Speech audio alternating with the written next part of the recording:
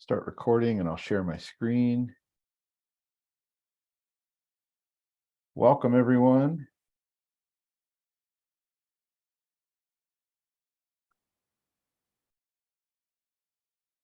So just to refresh everyone of where we are at this point in this course, we're trying to model potential sites for a vineyard. So we started out last week with the digital terrain model, and we extracted it, and we did the same with land cover.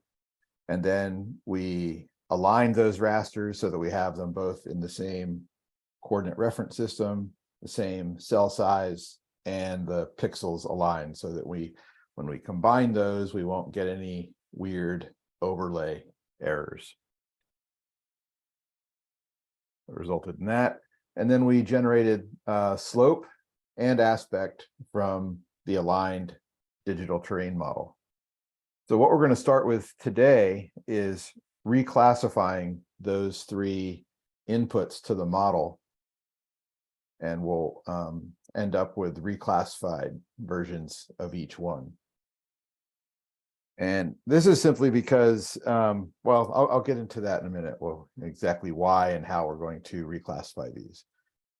So once we have those, the rest of the workflow today, it's going to be interesting. We're going to start with the reclassified slope and aspect, and we're going to learn to use the raster calculator to combine these two reclassified data sets, slope and aspect, and divide by 2, so we end up with mean slope and aspect. And that will be representing optimal sites at that point for a vineyard in terms of those two inputs, slope and aspect. We're then going to take the reclassified land cover, and this will have been reclassified into 2 categories: suitable land cover and unsuitable land cover. So it'll be a binary raster after the reclassification. And so unsuitable soil types will have a value of 0, and suitable land cover types will have a value of 1, and unsuitable land cover types will have a value of 0. So then we're going to multiply the mean slope and aspect times that, and this will effectively remove unsuitable land cover types from the model, because they'll have a resulting value of 0 in the output. So we kind of call that the first result, where we have now combined slope, aspect, and land cover.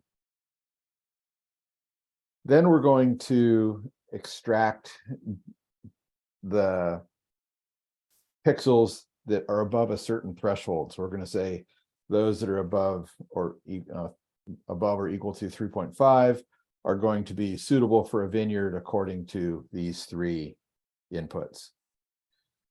So that's the kind of the final result. And then we're going to convert that into a polygon data set. And we're going to incorporate another factor that we need to consider, which is suitable soils. So we're going to bring in a soils polygon data set, and we're going to select just those that are suitable soil types, and we're going to dissolve that selected set to create a suitable soils polygon. And then we're going to clip that final result by suitable soils, and then we'll have raw potential vineyard sites. But of course, some of these will be too small. So we're going to calculate the size of those polygons, and we're going to select just the ones that are over 1.7 hectares as our final result. So we're going to go through quite a few processing steps today. Let me see, is there something in the chat?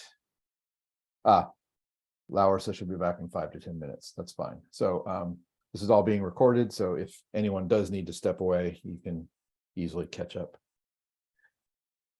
Okay, so here we are in QGIS, where we left off last week with the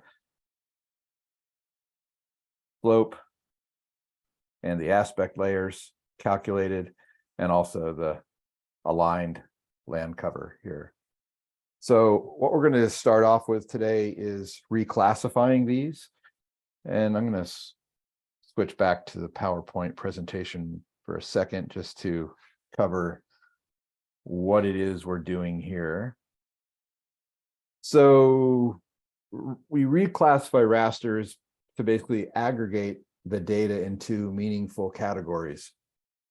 So for example, the slope raster that we calculated, it's a float 32.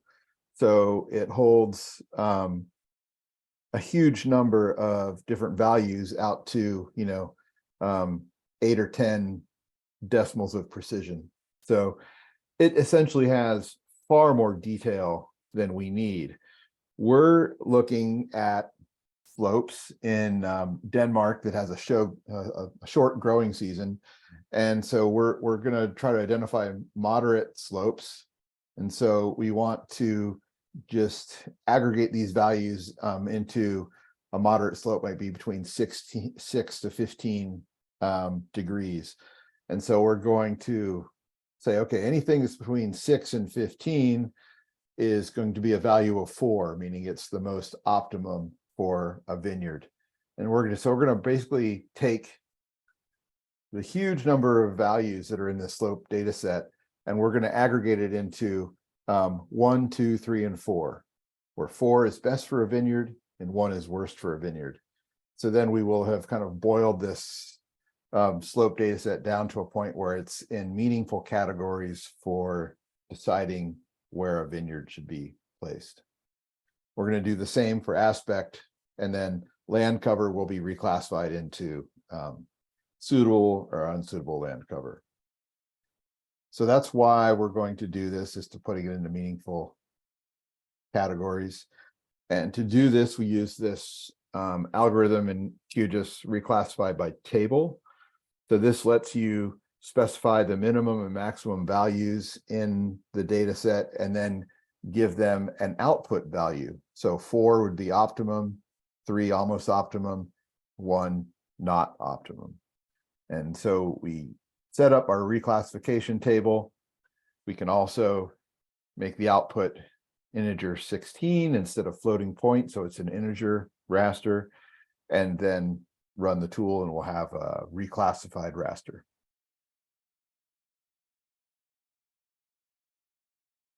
So that's what we're going to start with here. So I'll turn on slope here, and I'm going to open up the processing toolbox, and I'm going to search for reclassify. And you can see in the raster analysis tool set, there's reclassify by table.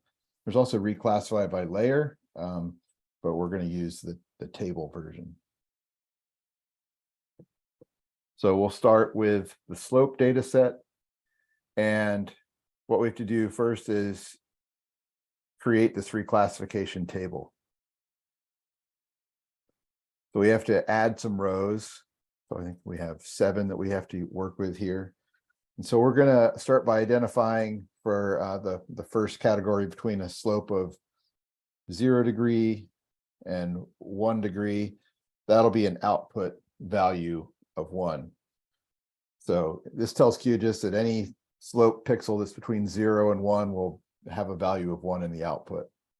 We'll then say between 1 and 3 degrees, that will be an output value of 2. Between 3 and 6, that's going to be an output value of 3. So that's getting better. This is a better slope for a vineyard. This next category will be between 6 and 15. So this is what we're going to consider a moderate slope. So that, again, since Denmark has a short growing season, the slope should be moderately steep, so you get the most solar gain, but not so steep that erosion and harvesting are difficult. So that's why we're going to consider this the most optimum slope. That gets a value of 4. And now as slopes get steeper than that, from 15 to, let's say, 20, it's going to be a little less optimum. We'll give that a value of 3. And then from 20 to 25, the value of 2. And then from 25 to 60 will be a value of 1. So we start out with the flattest areas being 1 and going up to the most optimum. And then as we get steeper, they decay as being less optimum as well. So that's how we're going to set this up. So we can click the blue back button and we have a fixed table 7x3 now. And we're going to accept this default range boundaries. This works for the way we've entered the values. And I can check the box to use no data when no range matches the value. So if there's anything that I've missed, it'll be converted to a no data value. And then we're going to set the output to an integer raster 16-bit. And we'll save this as a geotiff into our output folder as slope RC for reclassified. Okay, so you can always go back and check to make sure that you've got your classes set up correctly. The upper one should match the lower one in the next class in all these situations. And then we can click run. And we have a reclassified raster here. And so we can style the results by using the paletted unique values renderer, since we should just have 4 values. And we're going to use the red, yellow to green color ramp. So the most optimum areas here are colored green, the moderate slopes, and the least optimum areas for slope are red.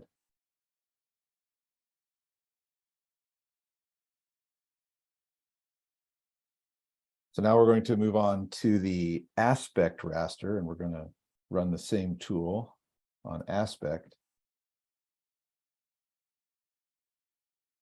So aspect, as you recall, I go back to this PowerPoint, aspect has values from 0 to 360, depending on the cardinal direction that the slope is facing.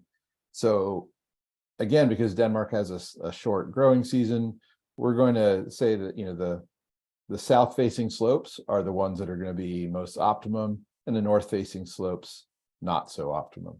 So we're going to consider the best slope values from like 135, between 90 and 180, and over to 225, between 180 and 270. So this south-facing quadrant is going to be the most ideal for aspect. So I'm going to go in and create my fixed table. This one just happens to come out to be 7 rows as well. And we're going to rank these on the same scale from 1 to 4.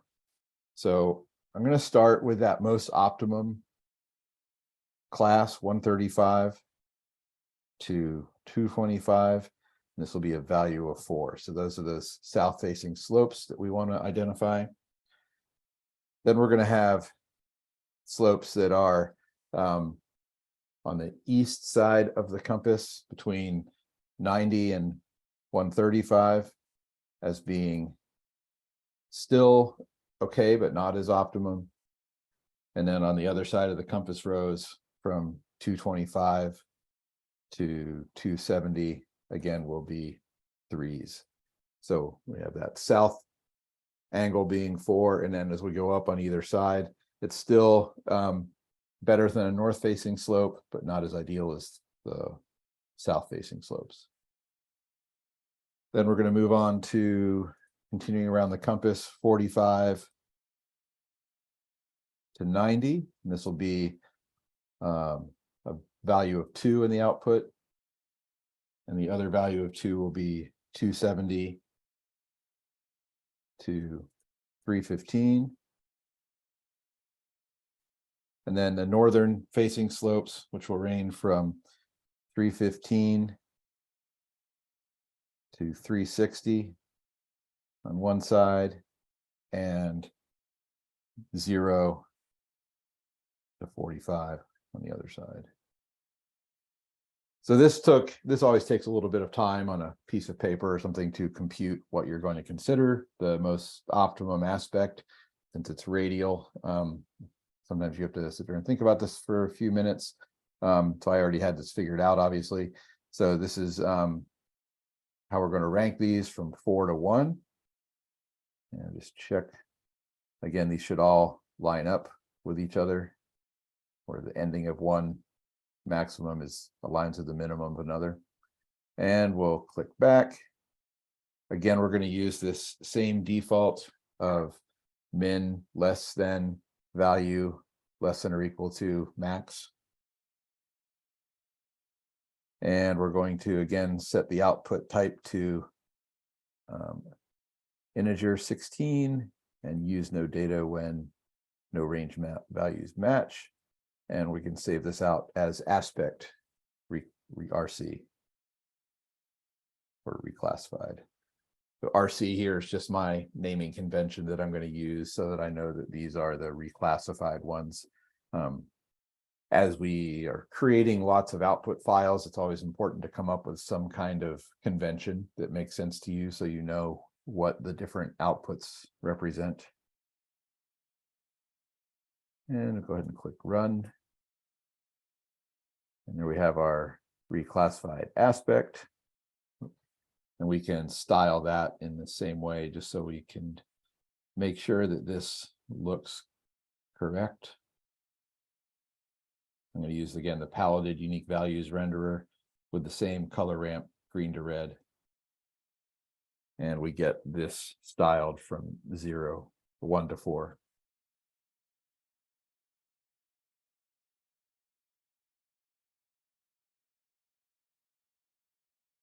So the last reclassification is going to be for land cover. This land cover aligned. So we're going to consider, according to our criteria, that grassland and cropland, the yellow and pink, are the two areas that are two types of land cover that are suitable for a vineyard. The others are unsuitable. So when we reclassify this, we're just going to have output values of 0 or 1, whether that land cover type is suitable or not. So we'll end up with a binary raster when we reclassify this one. So we're going to use the same algorithm, reclassify by table, and we'll use land cover aligned for this. And we're going to, again, create our reclassification table. So this one, we need to add rows for each one of these land cover types here.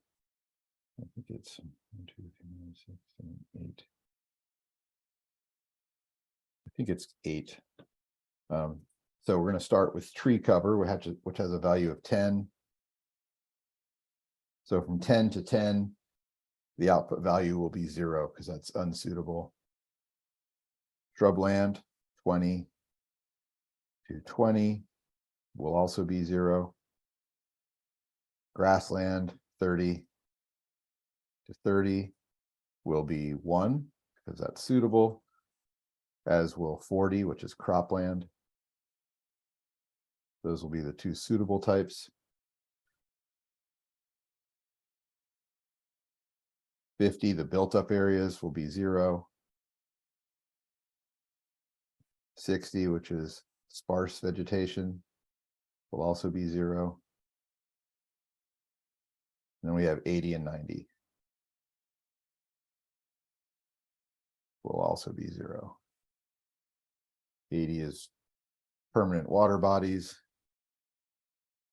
and 90 is herbaceous wetland. So not good land cover for a vineyard. So we have our different values for our land cover all entered and the output values. So this one says 8 by 3. And we're going to, for this one, choose a different set of range boundary determiners. We're going to use the less than or equal, greater than or equal to, or greater than or equal to one here. So you always have the choice of which ones you're going to use of these logical operators. Since this time I'm reclassifying a categorical raster that just has these numeric codes, this one is the one we want to choose. And again, we can choose to use no data when no range values match, and also create this as an integer 16.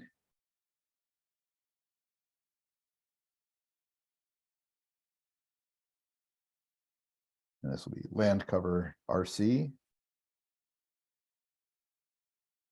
Click run. And we can style this one in the same way using that paletted unique values renderer with the same color ramp, where we have ones and zeros, suitable and unsuitable. Okay, so we now have our 3 reclassified rasters, and we're going to start working with the raster calculator.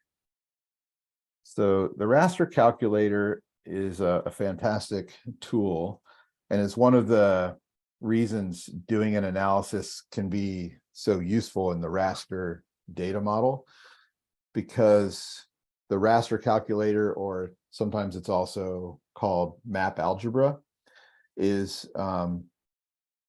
named because we can mathematically combine rasters in different ways. We can add them, subtract them, divide them by each other to create new outputs.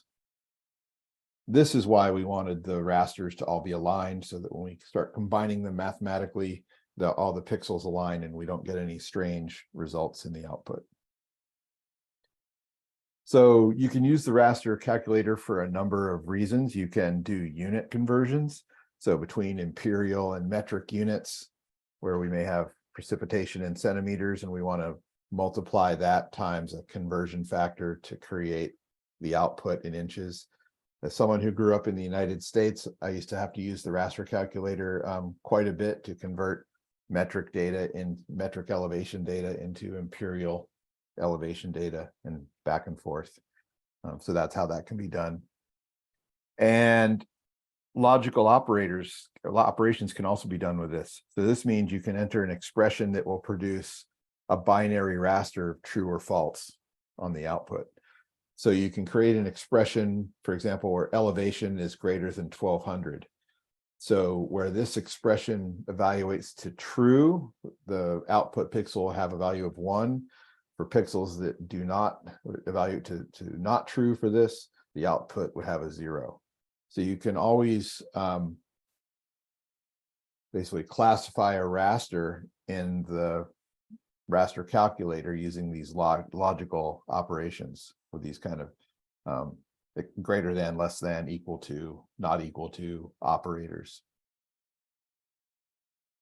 And any of these kind of operations you do are just pixel by pixel.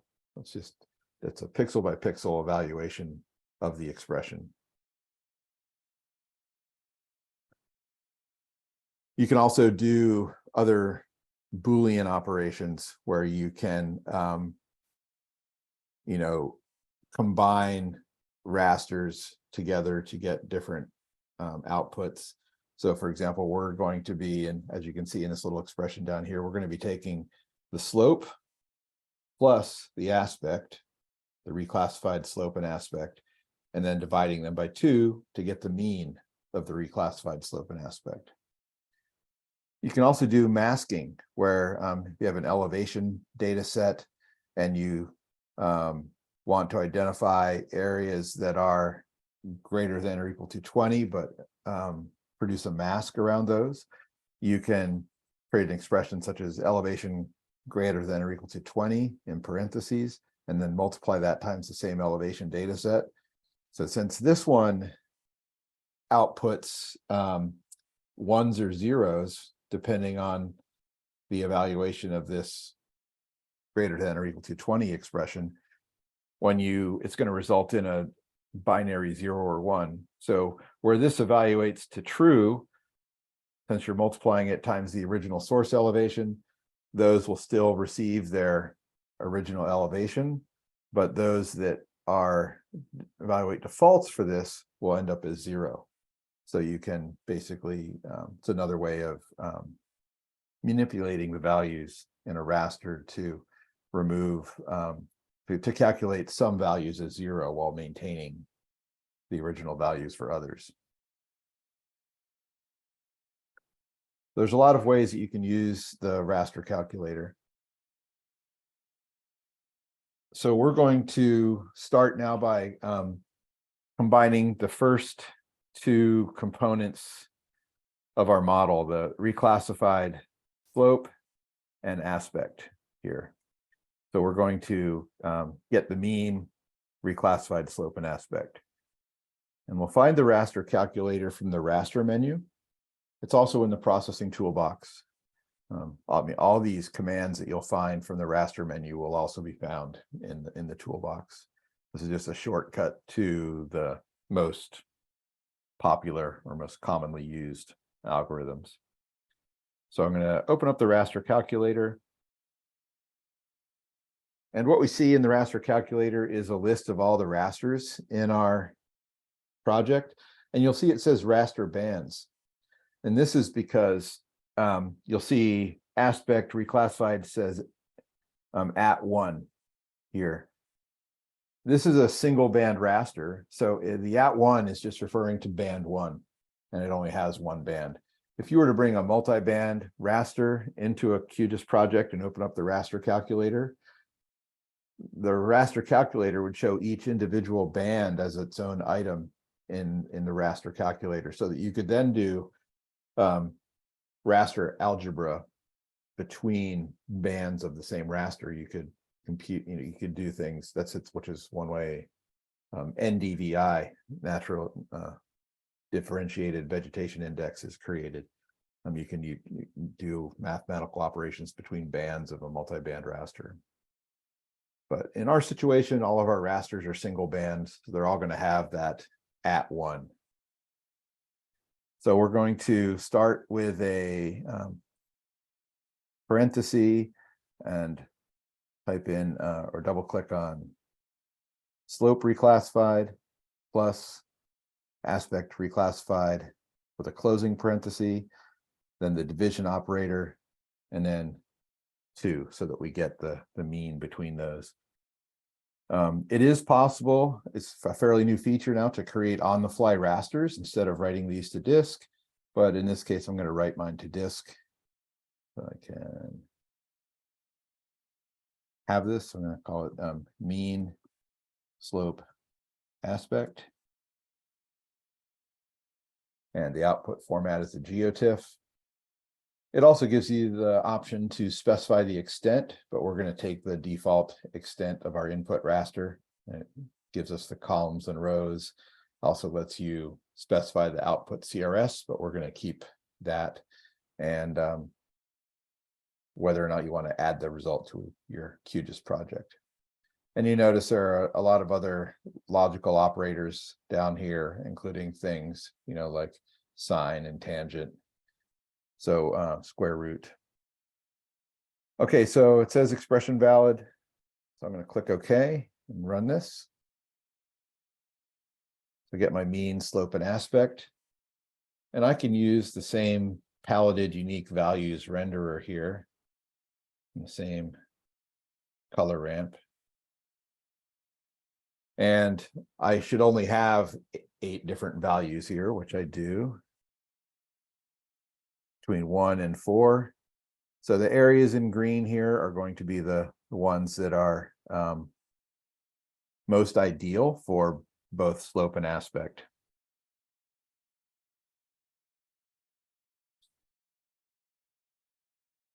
So now we're going to go back to the raster calculator, and we're going to incorporate the reclassified land cover, because we have this now set up as a mask with zeros and ones. So we're going to multiply our mean, slope, and aspect by the reclassified land cover, which will eliminate the unsuitable land cover types because it'll have a value of 0.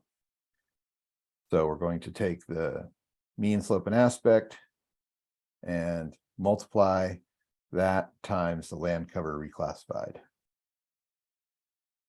And we're going to call this the raw result.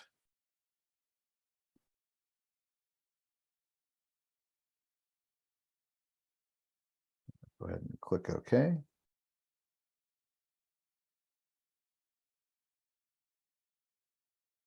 And again, we can use the same paletted unique values renderer here to look at the results.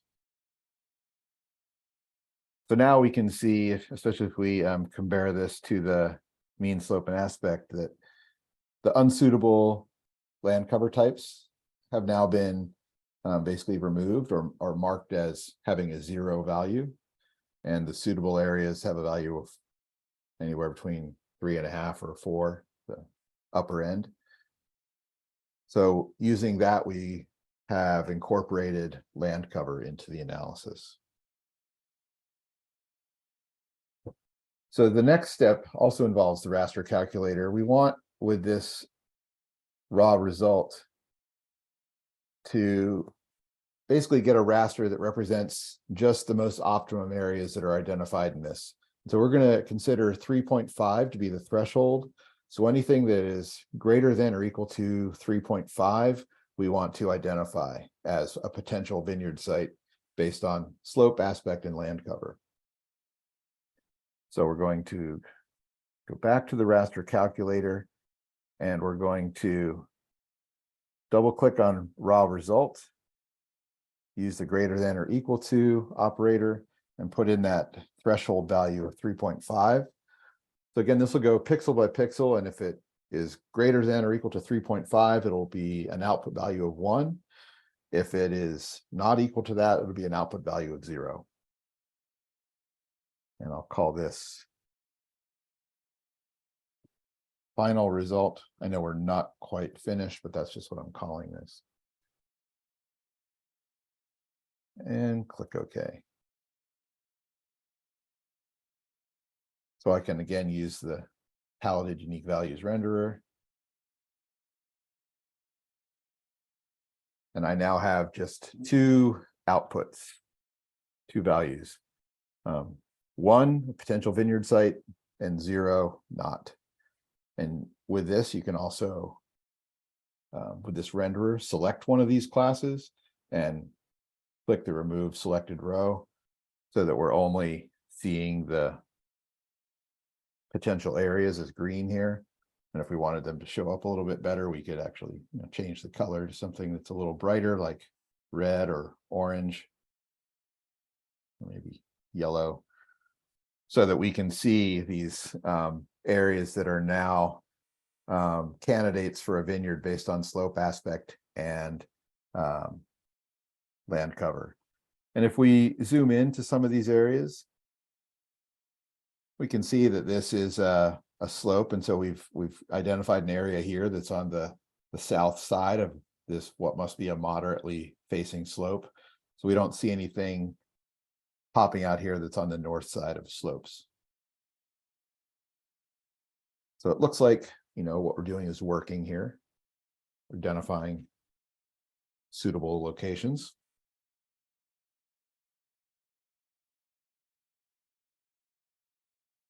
Okay, so now that we have our final result, we need to move out of the raster environment into the vector environment. It's because we have a suitable soils parameter to consider, and that's a polygon data set. And we also need to consider the overall size of these potential vineyard sites. And so that's easier done in the vector data model, but we've used the raster data model for the components of this analysis that it's really good at.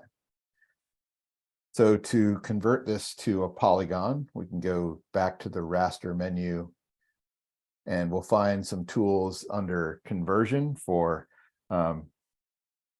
converting between different forms of raster, but also to raster to vector. So, you'll also see there's vector to raster to go the other direction.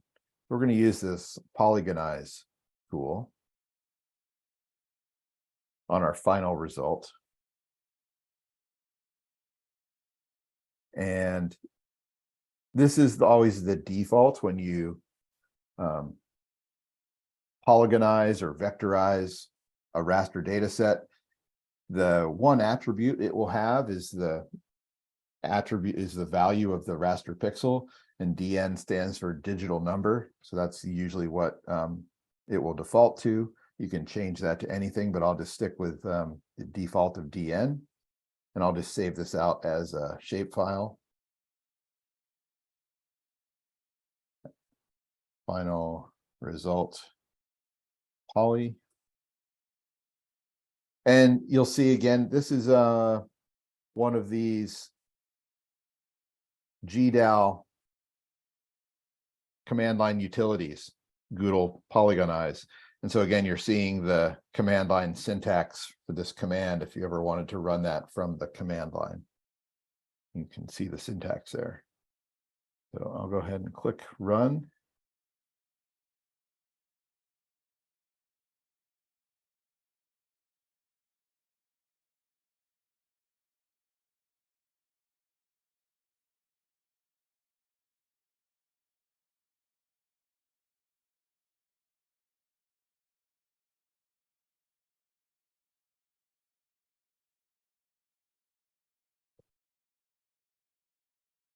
Okay, it finished. It took 23 seconds. And it's converted the entire raster, other than the no data pixels, to polygons. So if we open up the attribute table for this, we just have that one column, DN, for digital number, and we can see it has the zeros and ones. So here we can get rid of the zeros. Those are the non-suitable sites. So we can click the select features using an expression button to create an expression to select those. Digital number equals 0. Select features. And now we can put this into edit mode and delete these selected features so that we're just left with the suitable polygons. Click the delete selected features button,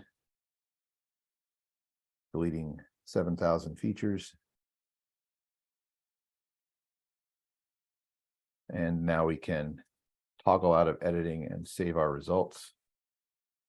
And we still have 24,000 almost features, because some of these are going to be quite small. You can zoom in here and you're going to see you're going to get individual pixels that were identified in some cases as being suitable. So we will end up screening those out when we look at the size threshold. And you'll also see that obviously when you polygonize a raster data set, you end up with the pixel shaped stair stepping. There's no getting away from that.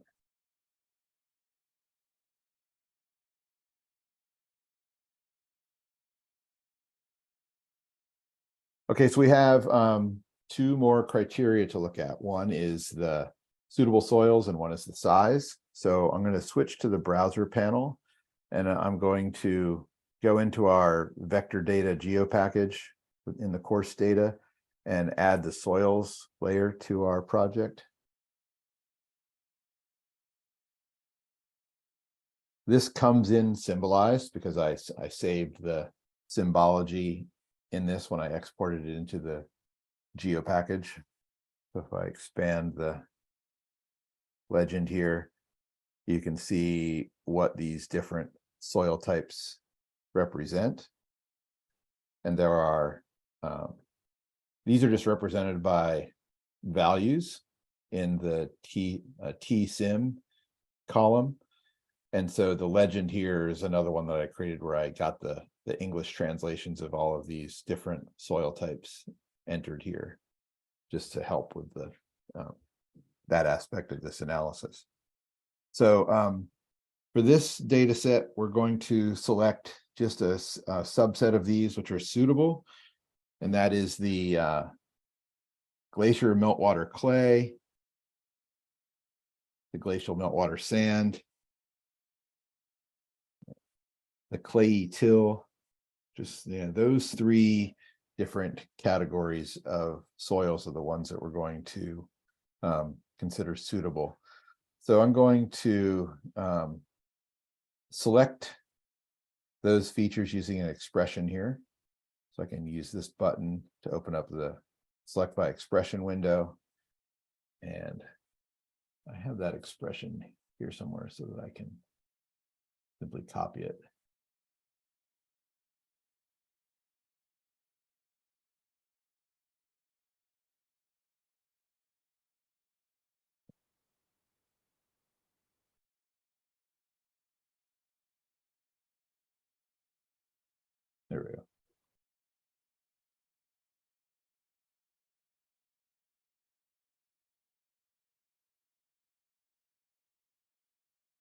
So here's my expression. Just creating it from scratch. You would simply double click on tsim, this one column that contains these values, to tsim equals DL, or tsim equals DS, or tsim equals ML, those three values. So I can select features, and we get the suitable soils selected. So now to create a suitable soils layer from this vector data, I can go to the vector menu and choose the dissolve tool. So it's under geoprocessing dissolve. It's also in the processing toolbox. And I can check this box, selected features only. And I'm not going to choose any fields here. I'm just going to select these, just dissolve these selected polygons into one layer called suitable soils. So I'll save this out to a file. I'll just make this a shape file too, called suitable soils. And I can go ahead and click run. So now I have a suitable soils polygon. And so you can see some of these final results coming out as in areas that are beyond suitable soils. So these will be areas that will be eliminated. And so to do that, I can just run the clip tool to clip the final results poly by suitable soils. And I can find that in geoprocessing tools as well here. Also in the processing toolbox, obviously. And I can clip the final results poly by suitable soils and save this to a file.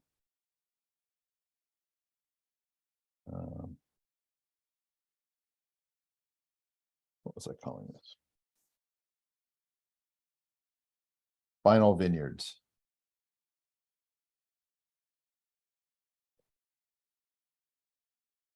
I can click run on this clip.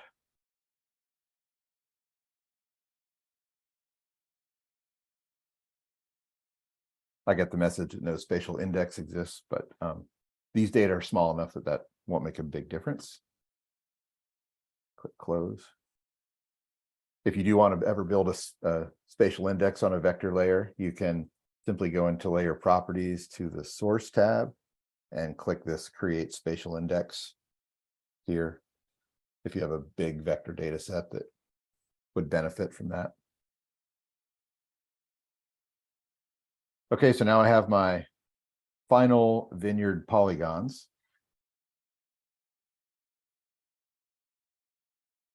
Make them yellow so they pop out. And let's see, how many do we have here? Show feature count. 16,000. And again, this is because a lot of these are going to be quite small. So we can filter those out via the size threshold. So to do that, we can simply go into the attribute table of this layer and add a new column for hectares and calculate the hectares of our polygons, and then eliminate those that are below our threshold. So I'll open up the attribute table for final vineyards, put the table into edit mode, and I'm going to add a new field. And I'll call it HA for hectares. And I'm going to make this a decimal number. I'm going to give it a precision of 1, so it'll hold 1 decimal place. Click OK. And now if I want to calculate the hectares, it's quite easy to calculate areas in QGIS. I'm going to make hectares my target field here. And then I'm going to click on this expression button to open up the expression dialog. Erase that DN value in there. And I'm going to, I'll search for area here. So there are, there's an area function in QGIS, which returns the area of a geometry polygon object. And so there are two different area functions in QGIS. There's this area and there's $area. And the difference is that this area will always use planimetric measurements in the SRS of the geometry itself, in our case UTM, whereas $area will use the project's ellipsoid settings. So generally people find it's a best practice to use the area function rather than $area. In our situation, they would probably return something very similar, but there would maybe be a small difference. So this one, this area, all it needs is the geometry. So it's a function that just has one argument to it. So I'm going to double click on area to put this into my expression. And then I'm going to just use the geometry for my feature. And I get that by using $geometry in QGIS. So $geometry in QGIS is the geometry of the current feature, whether it's point, line, or polygon. That's what the geometry represents. So here that would return the square meters of my data. And since I need this in hectares, I can simply divide this by 1000 and click OK to accept my expression. Area geometry divided by 1000, and I can click update all, and QGIS will calculate the area in hectares for each one of these records. And I can take this out of edit mode and save. Actually, put it back in edit mode because now I want to actually delete those that are below my threshold. So I can use the select by expression tool here to now select data based on my new hectares column. So hectares greater than or equal to what was specified in our requirements was 1.7 hectares. So I can click close, and I have 187 polygons selected. So I want to remove the remainder, so I can simply use this button to invert the selection and delete the selected features.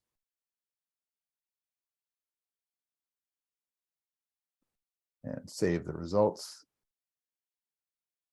And I now have a set of sites which are the potential vineyard sites in our study area.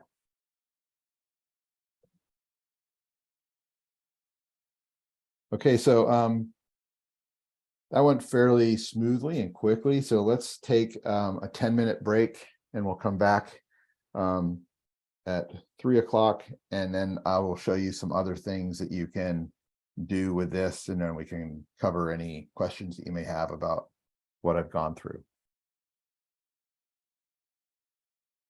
We'll take a 10-minute break.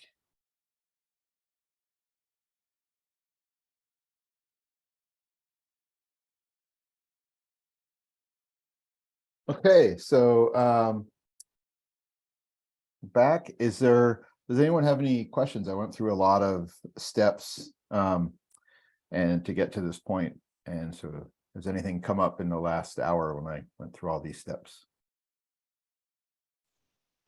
Just one thing, isn't a hectare 10,000 square meters? Oh, yeah. See, that's my American problem. But other than that, no. Thank you, Nils. Let's look. I guess I got much fewer sites. I try to follow along here. Okay. It's probably 10,000, yeah. Yeah, we can quickly fix that. So I can go back to here, and I can actually show you a nice little trick that QGIS will have recent expressions here. So I can pull this expression back up and simply add the extra 0 to it. Click OK and update all. And now I can do my selection again. Hectares.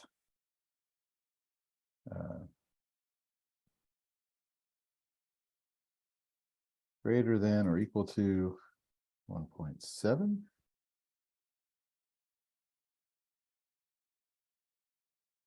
And we can now see that we have 18 selected, which is more like it.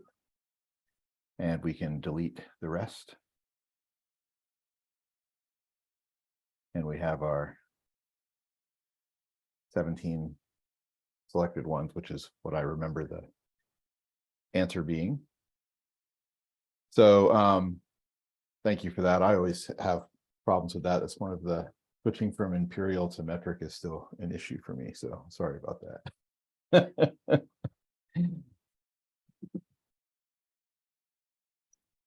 I was thinking of the field or the expression calculator, like that trick geometry. What's like a good way of learning those? Like Oh, geometry trick. It's like because I searched for it in the expression, but there I don't like if you write geometry. It was it's so up far up there. yeah. So a lot of times the variables that are relevant for what you're trying to do will appear, or the ones that are available in the scope that you're working in will appear here at the top of the expression engine. So you can see that geometry is the geometry of the current feature being evaluated. And then if you go into the geometry section of QGIS, here in the expression engine, there's a lot of expressions in here for doing different geometric calculations. These are similar to a lot of the ones that you would find in spatial SQL, for example. So you'll find things like buffer, but you'll also see area here that we just used. If you're working with line vector data, you'll have one in here for length, the same two, length and dollar length. And if you're working with points, you'll have X and Y, and there's Z values. So those geometric calculations in QGIS are quite straightforward because of the area, line, X, Y, Z functions in here. And then you simply need to put it into the correct units. And I should also point out that there is a nice plugin in QGIS 2 that makes it even easier, called Calculate Geometry.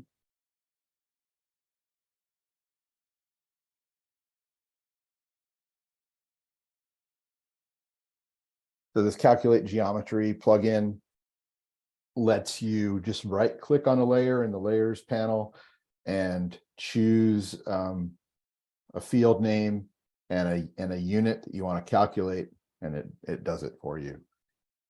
And so where this plugin will, sometimes when you install a plugin in QGIS, it's hard to figure out where it went.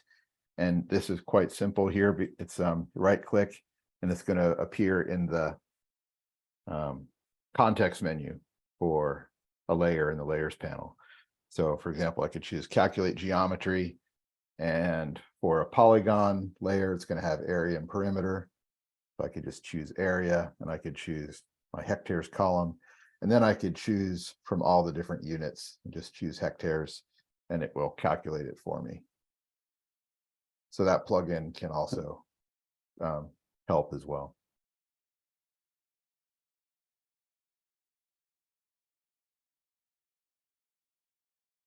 Other questions?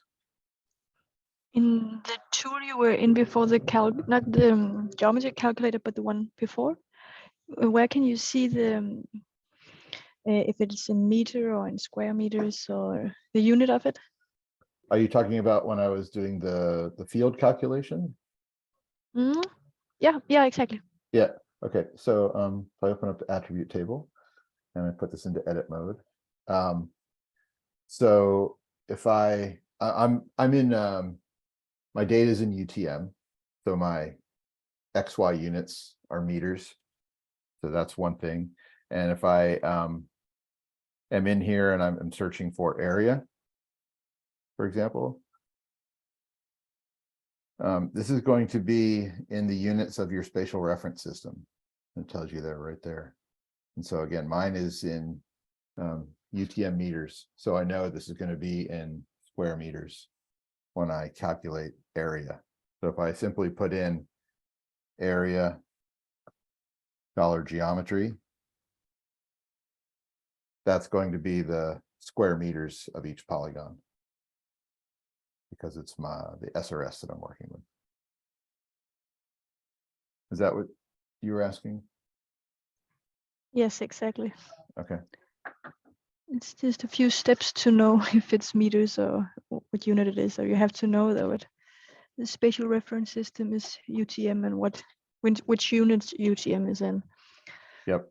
UTM will always be in meters. So that's the only situation would be if you had data that was in an elliptical coordinate system, latitude, longitude. So if you're using EPSG 4326, for example, then your units would be in degrees of latitude and longitude. And so it wouldn't really make sense to use this. You're only calculating areas generally when you're in a Cartesian coordinate system that's flattening that elliptical Earth onto a flat plane, such as UTM, where we can accurately compute areas. So you don't really want to be computing this unless you're in one of these Cartesian coordinate systems where the units will be meters. And you can probably see that in the properties of the layer. Yeah, so Or, if we look at our layer and we just hover over it here, we get the EPSG code right there for our coordinate system. And if we go into layer properties, we get more details about this coordinate system by hovering over that. And we can see somewhere in this description that it's in meters. If I go to the information tab, it's going to tell me right here that the units are in meters. So okay, that makes sense. That would be the place to look, is the information tab, layer properties. Thanks.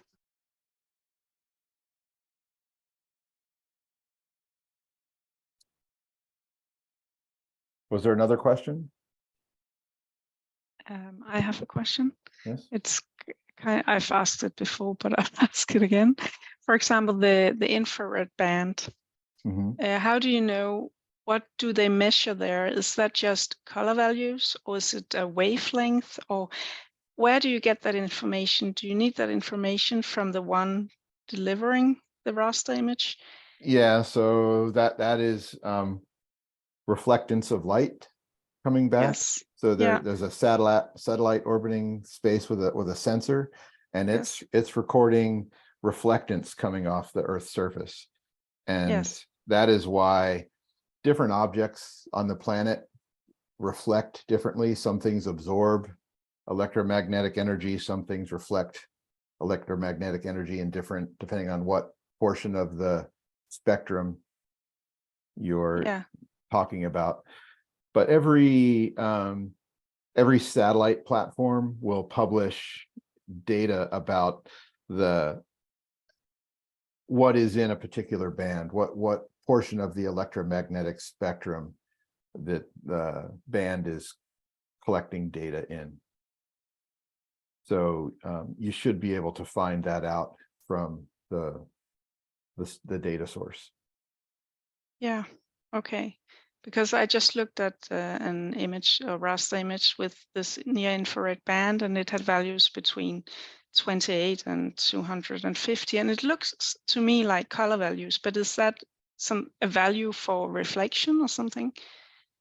Yeah, that's the magnitude of reflection.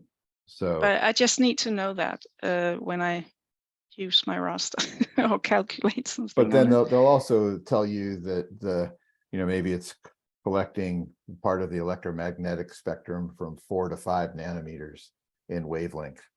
And so it's also helpful to know that information. Usually when people talk about having an infrared channel, it's usually the fairly similar from platform to platform, but there's a little bit of variability. Okay. Thank you. I have a follow-up question there. Like, this is a very powerful tool. I'm thinking like about next step. Like, how would I like trying to fit a shape, or like can I make like a line work around this whole, because it has lots of small holes. Like Yeah, how, some of these potential vineyard sites, you mean? yeah, like So let's say I'm more like to visually examine, like, could I like, okay, I want like an aspect ratio, like I want 4:1 in length, or like that they need, like some of these are very thin, like I would like to have a certain width. Like how would one think about approaching that? That's a good question. I think, yeah, I think some of this might just be done, you know, in this situation, we only have 18, and it might be done on a visual basis by people like this one, certainly. While technically it's above 1.7 hectares, it also has a lot of donut holes in it. So it's not a, you know, probably not a great site. It has a lot of, you know, in other words, it has non-suitable sites scattered throughout it that are represented as holes. But another, so yeah, how to evaluate the geometry kind of depends on what the criteria are. This is kind of a coarse, what I consider a coarse filter analysis, where we've eliminated most of the areas in the study area, and we've identified, you know, these 18 locations, which are suitable based on these criteria: size, suitable soils, suitable land cover, slope, and aspect. But there are other considerations too. There's going to be cost. These may be divided up amongst multiple parcels. So some of these may fall squarely in a single parcel, some of them may not. So that may be a criteria that you want to bring in parcels and evaluate these from a more pragmatic point of view, if you are actually going to try to acquire the land to develop the vineyard, for example. So there could be other criteria that you need to evaluate.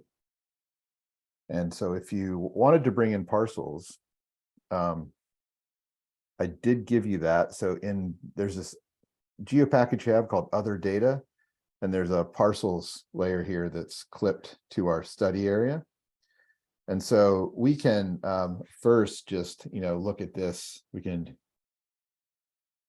give these maybe a white outline, and we can start to see if some of these parcels, these suitable sites, are divided among parcels. So you may want to, you could run a tool called in the processing toolbox called Intersect, and you could intersect the suitable sites with parcels and then reevaluate the size criteria and see that intersect tool would cut these suitable sites at the parcel boundary.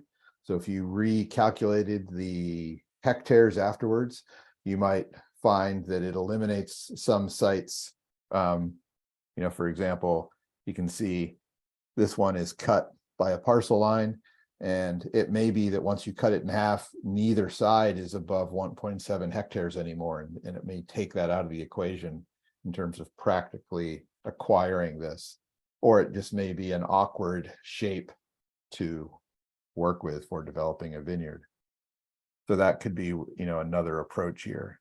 Another thing we could do at this point is we have this data that I called raw result, and this was the combination of the mean, slope, and aspect, and removing unsuitable land cover types. So we could get the mean value of this raster based for each parcel, and then look at evaluate the parcels by the values in this raw result. And that could be one way of looking at this study area and seeing what might be worth looking at in terms of potential parcels for sale. So we could go into the processing toolbox, and we're going to search for a tool called zonal stats. So there's this zonal statistics tool. And this is a really valuable tool because what it's going to do is it's going to take our input layer, parcels clipped, and then we can choose the raster layer raw result, which again has mean, slope, and aspect and suitable land cover built into it. And we can tell QGIS to compute the mean, value, and raw result for each parcel. And so that we can then look at that. So I could save this out to a file called parcels raw result.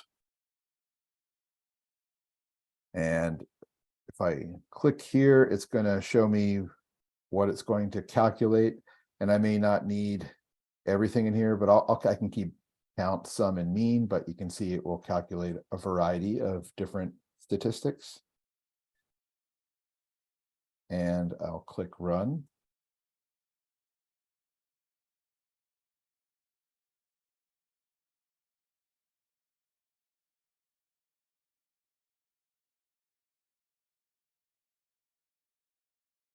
So now if I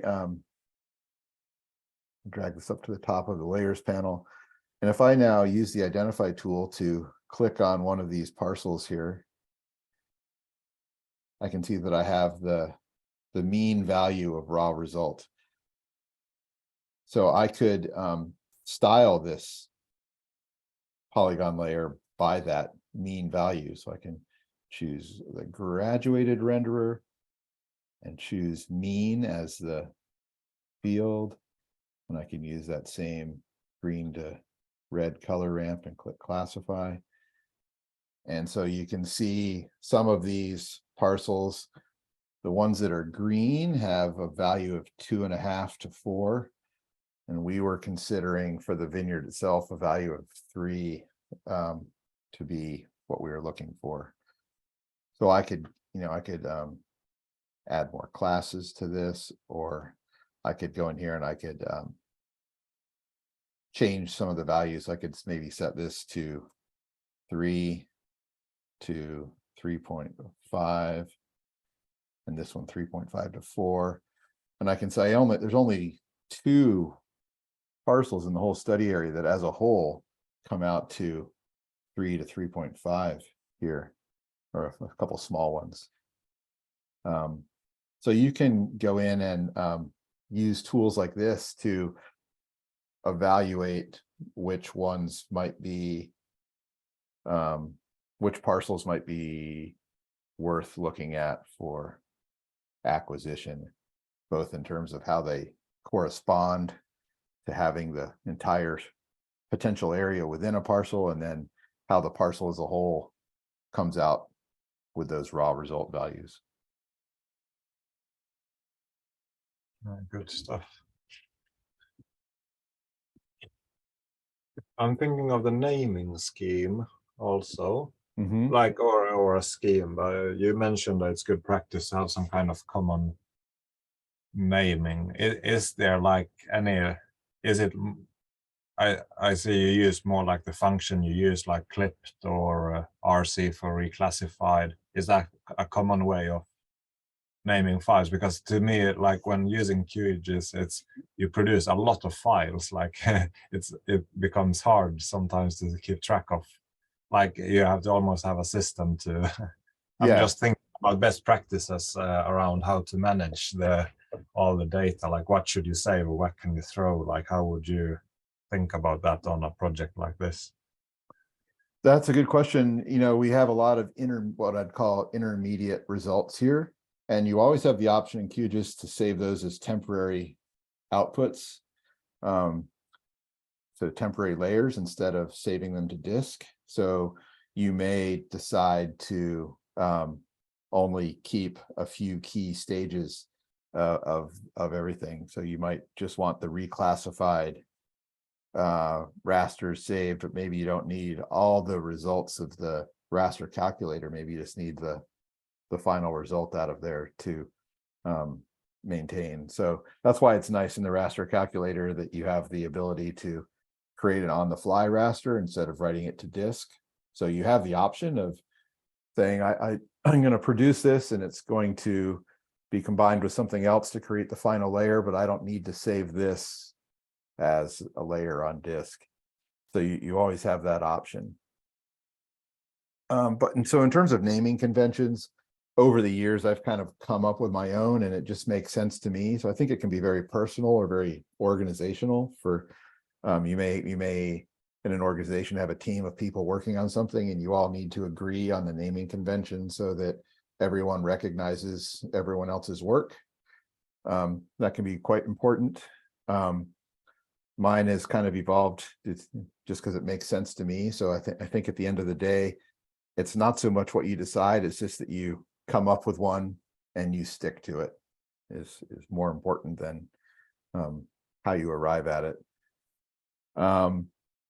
This could also be a very good use case for a model tool. So QGIS has a graphical modeler. And so you could develop this whole workflow in the graphical modeler where you could, in here, you basically generate input data sets and then processing algorithms. So I could have a raster layer, and I could say this is going to be my elevation and call it mandatory. And then I could add another raster layer and say this is going to be the land cover. And then I could add a, reclassify by table algorithm to the model. And I could say that this is going to be based on a model input, and it's going to tie into elevation. And I could go in and create my fixed table. Click OK. And so you could develop your whole model in the graphical modeler that would take you from the beginning all the way to the final steps, including styling the outputs. There's tools in here for loading a style file so that as you go, as you run the model, all the outputs are styled so you can check it. But this could be one use case for that. And when you develop a model, it's going to end up as a processing tool that you can just run. So there's a models category in the processing toolbox. And so you will end up with a model in here for your vineyard analysis that you could run in a new area.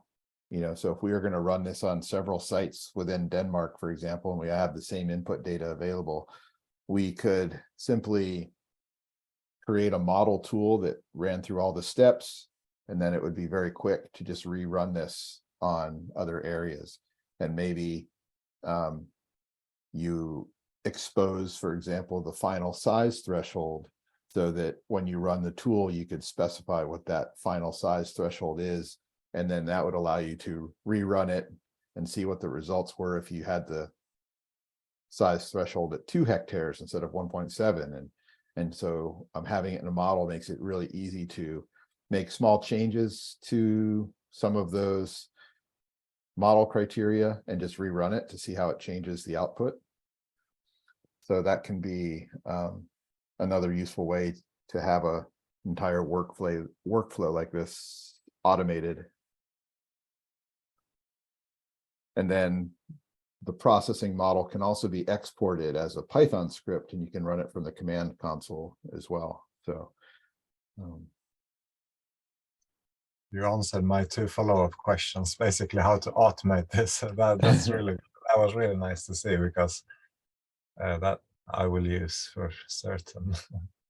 Yeah, the graphical modeler is fantastic, and you can even have you can even call up model tools in the graphical modeler. So you may have a small model that does something like reclassify, and so then you could open up the graphical modeler, and all your tools will be in here. So you may have a model tool that you've developed for reclassifying, and you could pull that in as one of the parts of your processing workflow here.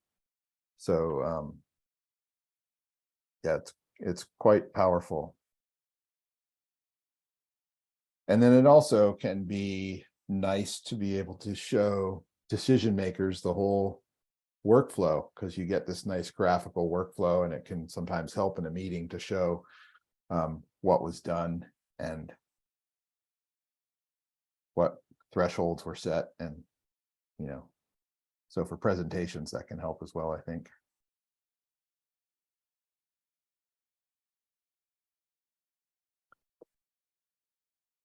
So feel free to interrupt me with questions. I have a couple other things. We're basically done with this analysis at this stage, but there are some other things that people often want to know about raster data. So, for example, we have a layer here also in other data called archaeological sites.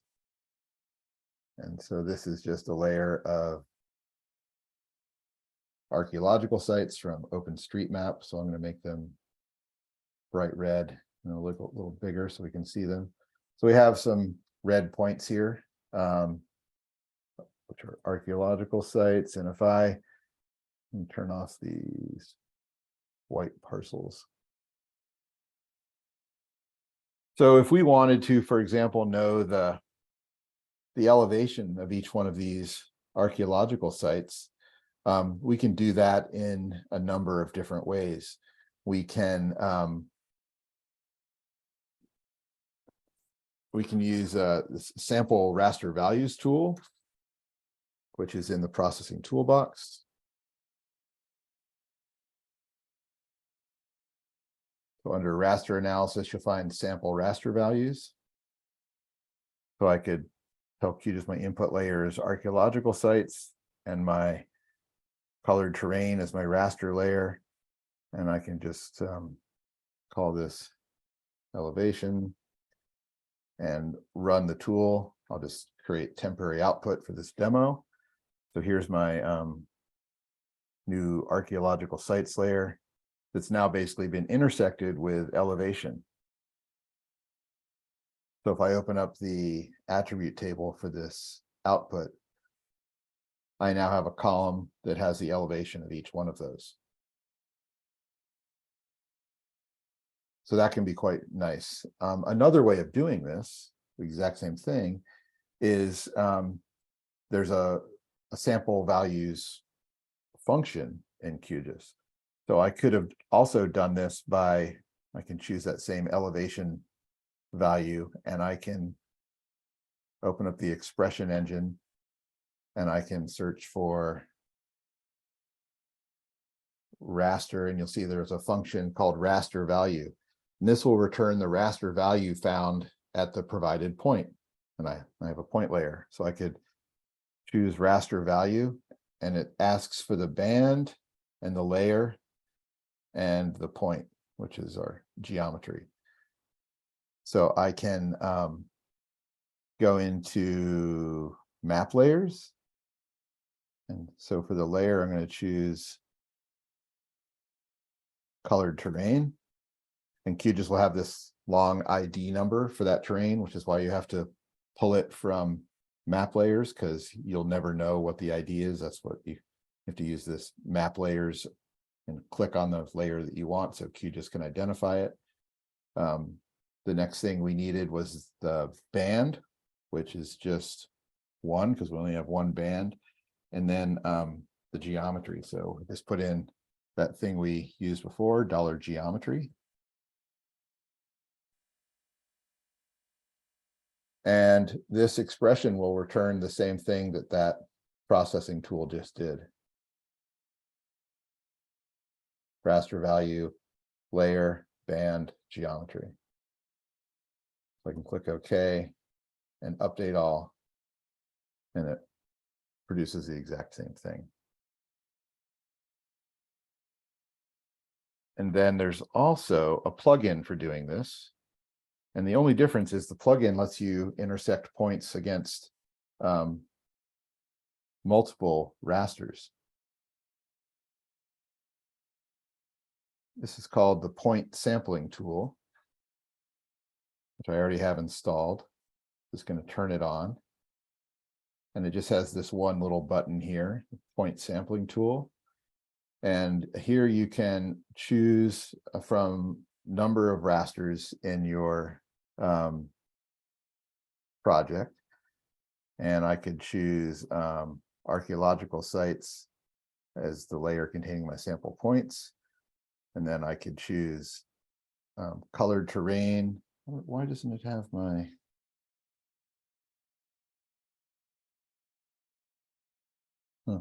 Honestly, I haven't used this in a while, but it used to display all the different rasters in the project that you could, so you could intersect with multiple rasters. Oh, it's because I don't have the others turned on. So for example, I have to close it. I have to, these other, if you want to intersect it with other layers, you have to have them turned on. So I could just turn on slope. And where is aspect? Why am I not seeing it? There it is, aspect. Let me open this up again and I'll choose archaeological sites. Yeah, okay. So I'm going to choose aspect, slope, and terrain. And now I can save this out to a new layer.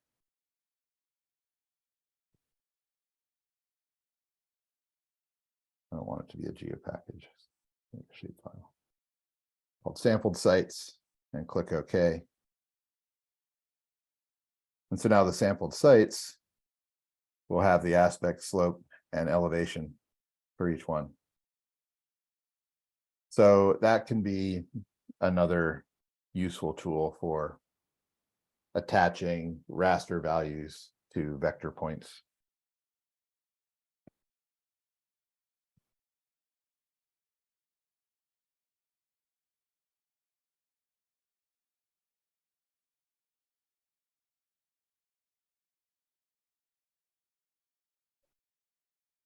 And I think well, we can talk about that next week. So we do have one other follow-up session, and I'm going to be sending you this recording and the assignment after class.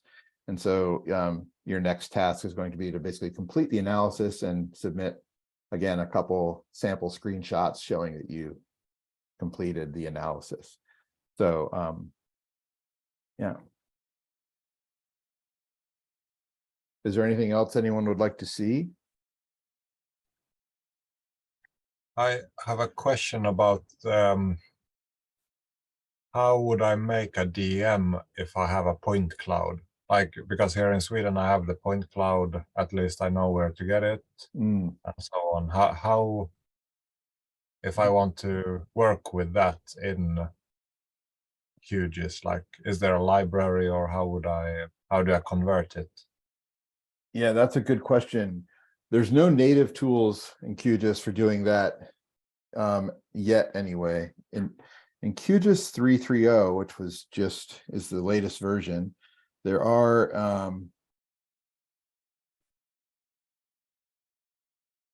there's supposed to, or maybe I need to bring up the nightly release for this. There are some point cloud processing algorithms being added to QGIS. It's still a fairly new supported data model in QGIS, so things are evolving. But there are no known tools that do that I'm aware of. But there are there's a plugin, LAS tools, that you can install. You have to install the LAS tool software and then the plugin, and it has a series of processing tools around point clouds. And it may be that that's one of the tools that you could use to do that. I'm looking at the nightly release of QGIS here, and here they are: the point cloud conversion, point cloud extraction. These are all new tools that I haven't seen yet. Export to raster. It looks like maybe they've added. Okay, so it's like brand new stuff.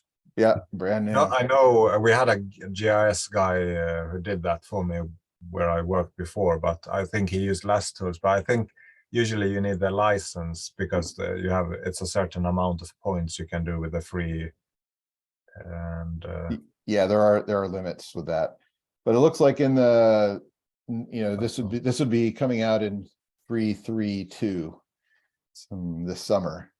With these, this is the nightly release. This is 3.3.1. So that may be something that works for you. There are some other processing libraries that are helpful in that way.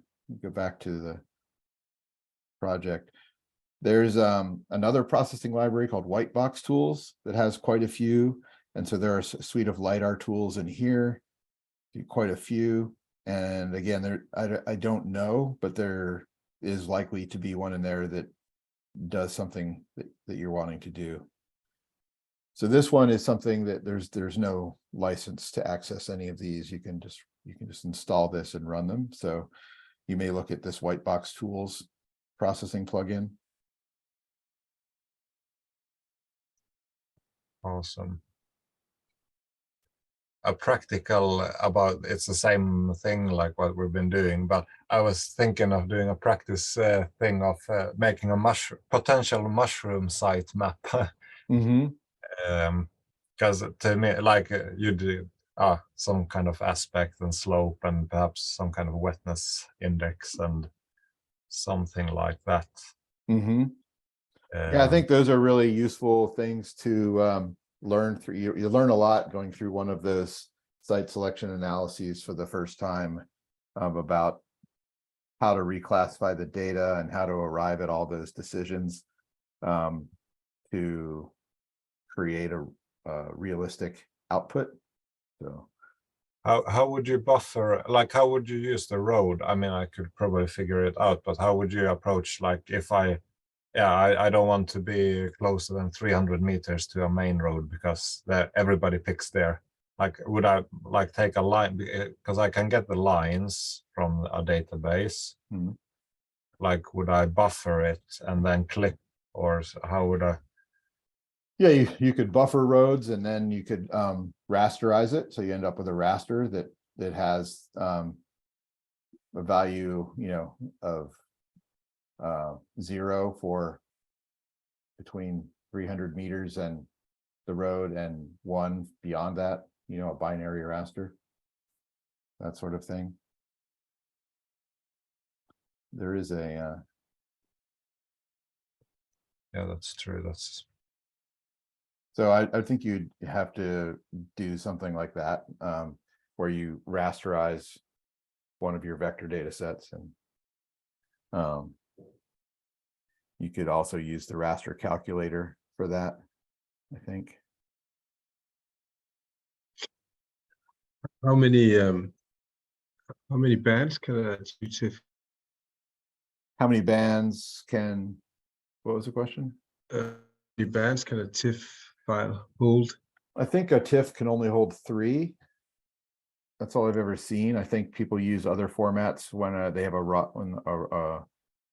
raw satellite output, like an IMG format or something like that. Okay.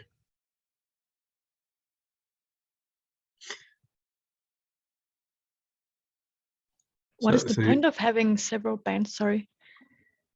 Oh, what's the point of having several bands? Yeah, what are the advantages? Well, it's because you have different spectral information in each band. So that gives you a lot of information. So you have traditional kind of multispectral sensors that will have 8 or 10 or 12 different bands. So then you're thinking, okay, it has 8 or 10 or 12 pieces of the electromagnetic spectrum. 3 are always going to be red, green, and blue, but then it's going to have wavelengths that are shorter than visible light or a little longer than visible light that have information about things that we can't see with the naked eye, about geology or soils or the health of vegetation or and then there's some sensors that are designed to pick up atmospheric data, like particulates in the atmosphere or weather. And there's others that are designed to be kind of ground sensing satellites and collect information about the ground. And there's others that are designed to retrieve information about oceans and surface water, red tides and pollutants in the sea and stuff like that. So there's a lot of different satellite sensors out there collecting data on various aspects of the planet. And each one of those will, most of that information is going to be collected in one of those bands that's longer or shorter than visible light. And then you use that data to identify or show some phenomenon, smoke from a wildfire, or, you know, there's a million different circumstances, but that's why it's useful. They call it remote sensing, because you're getting kind of live data about the planet without having to interact with it. You're kind of just using this bird's eye view to collect all this data about the planet's surface and what's going on. And then sometimes it might be useful to extract one of the bands to just have a layer with that single band, or? Yeah. Okay. Certainly might. So yeah, there's different ways you may, depending on what it is you're trying to show, you might use a band combination to show that, or you may pull out one band in isolation to show that. So it completely depends on what it is you're doing. Could you show me how, if you extracted a band to its own raster file, how do you put it back into a raster image with more bands? Can you do that in QGIS? Yeah, you can do it in Google. So I think that's this PCT to RGB, is that, or maybe that's a grass tool that does that.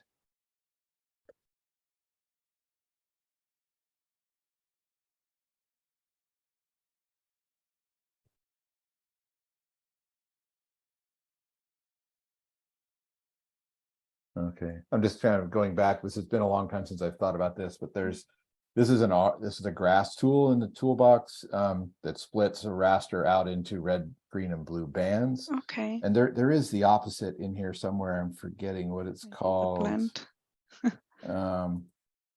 But I'm almost positive that there's a grass tool that does that combines.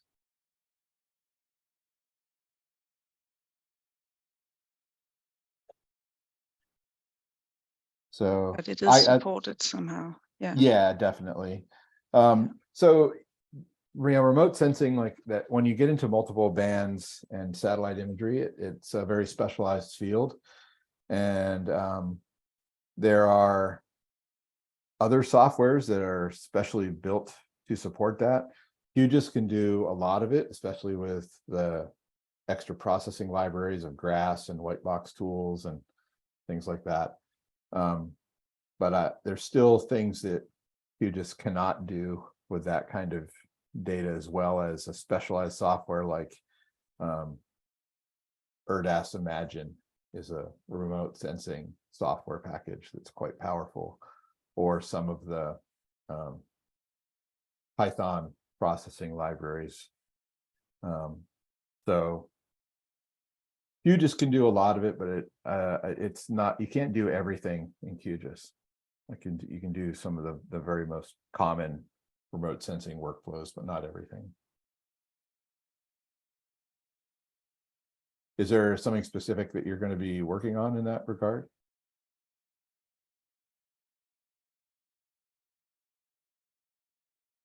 Like this. There you are. It's because in the archive, we are thinking about recommending that when we archive raster images with several bands more than RGB, we should split it up. So we have the RGB raster image, and then a raster image with only the near infrared band, for example, one band. So that's what we recommend, but we need to know if that's a good idea. And well, we talked to the Danish mapping agency and they said, of course you can do that. They do it all the time, combine those bands for special user needs and so on. But in the archive, we need to learn how to do that, because if we split the bands up in the archive on our storage, then if somebody wants to use it and they want to mix the bands again, we will either have to be able to do that for them, or they should be able to do it themselves. So Okay. I'm just learning what is possible and how do I do it, and how should we preserve this kind of data. Yeah, it's a big question. It's certainly possible in QGIS to split out raster bands. I'll try to look up the best workflow for doing that before next week's question and answer session. But that's a fairly simple procedure to, divide a multi-band image up into separate files like that. And it's not difficult. Yes. And we thought it would be a good way of preserving multi-raster bands, because if a TIFF file, actually our preservation format for raster images is the TIFF baseline 6, which doesn't support so many bands, and you said just 3. Is that the GeoTIFF also? Can a GeoTIFF hold more than 3 bands? I think so, because we got some images from the Danish mapping agency with 4 bands. Okay. But if it's not a standard, we wouldn't like to say this is the preservation format, because we use standards a lot. So we need something simple that we can preserve in the long run. And if we take a format that is too complex and is obsolete in 10 or 20 years, then we won't be able to preserve it in the long term. So we try to keep it simple. And also we thought if we split the 4th band with the near infrared, we would be better able to describe the band somehow, because when a user who doesn't know what his opening is opening in a raster image with 4 bands, that's why I asked you. I couldn't find the 4th band, but now I can, you told me. And I don't know what's in it. I was told it was a near infrared, but the raster image doesn't tell me that anywhere.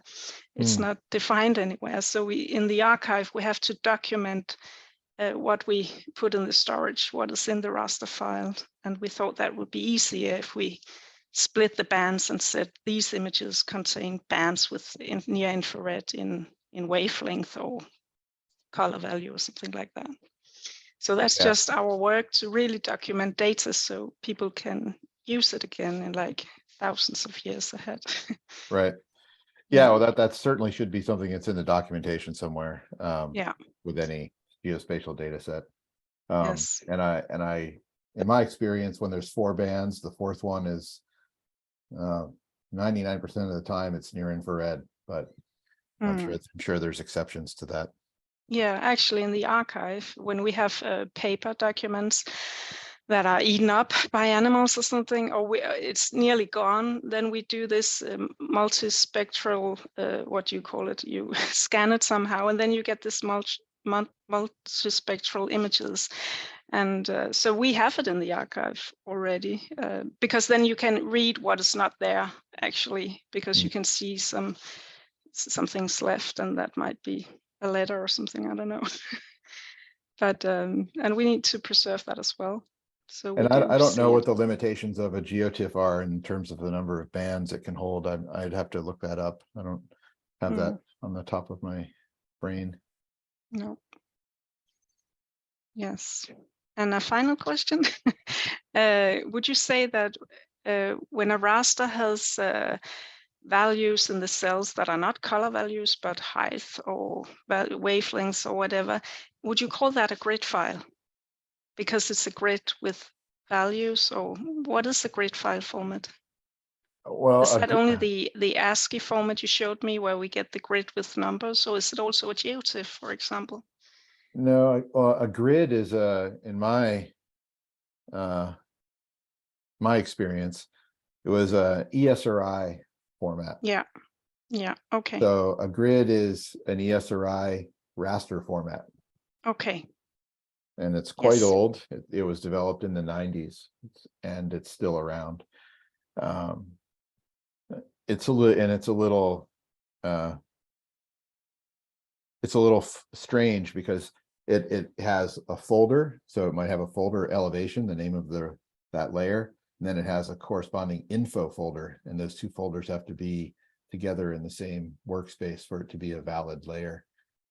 So grids are a little strange if you haven't worked with them before. Yeah. But it's a very old raster format, and so that's what grid means to me. Okay, thank you.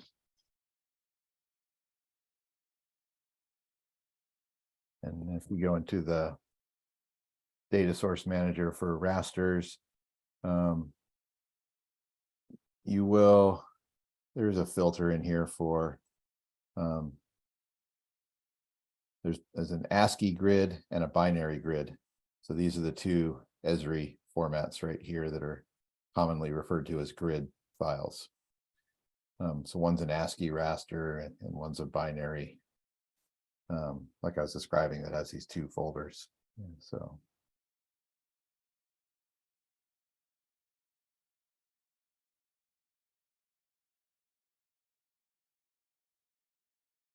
good questions.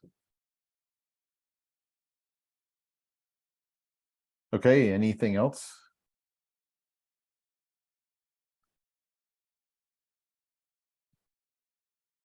No? Okay.